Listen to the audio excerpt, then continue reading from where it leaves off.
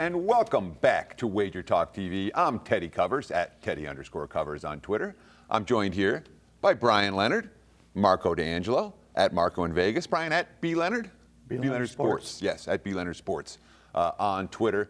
So what do we got? About 85 years of experience on the panel today to talk about this Sweet 16 matchup. Duke and Virginia Tech, the Blue Devils, 7.5 point favorites total, sitting 144.5 as we record here on Tuesday.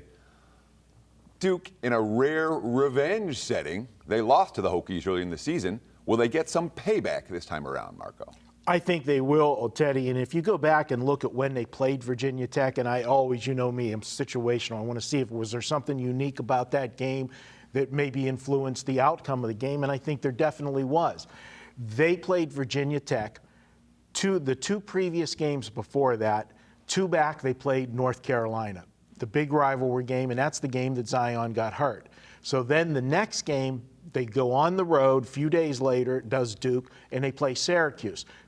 Syracuse played them tough in their building earlier in the year, and Duke, first game without Zion. So you know, old school. I like the injured player theory. You know, the team's going to rally that first game, have something to prove that they're okay without Zion, and they got the big win. They had a slow start in that game, pulled away in the second half. But then they went to Virginia Tech, and if you know the injured player theory, the thinking is you ride them the first game. If they do get that cover, there's that mental letdown in the next game. All right, we're good. We're going to be all right without Zion until he comes back. And they had the letdown at Virginia Tech. It was the game of the year for Virginia Tech, and they beat them.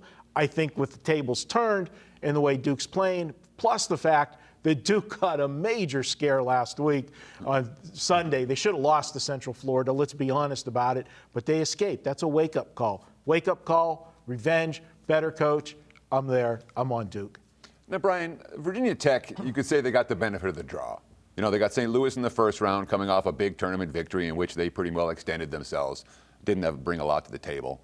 And then they get Liberty off a big win over Mississippi State. And if you watch that game, Liberty looked a little bit outclassed, and they were. Now they're facing a team where they have to step up in class.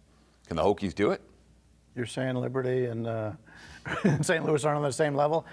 They can do it. I think I agree with what Marco said and everything, but you got to have the point spread involved here too.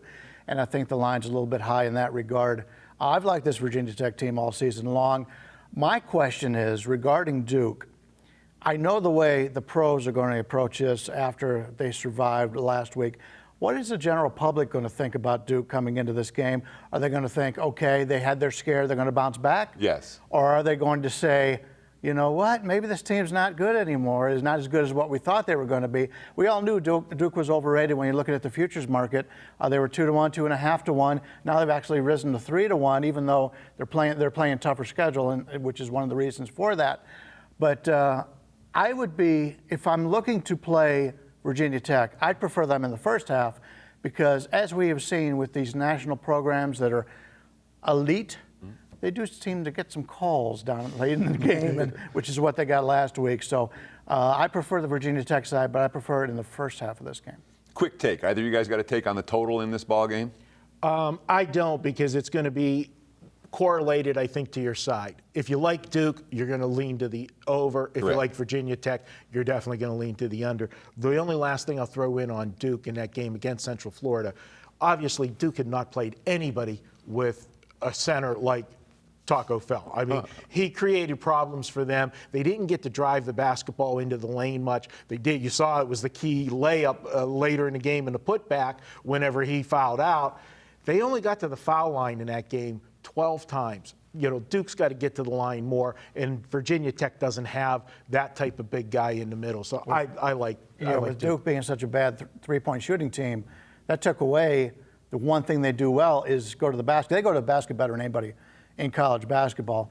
And to have it was kind of comical to see them going underneath and just this big, tall guy just with his arms up. They didn't even try after a while. If it wasn't for the physicality of their best player going in and getting that basket and getting the foul at the end of that game, they lose that ball game. Then again, that's what Duke does. They find ways to win. The question, of course, is whether the Blue Devils will find a way to win by margin. Tuesday is always $2 Tuesday, and you can get the hottest handicapper at WagerTalk and at WagerTalk. Best bet for just $2.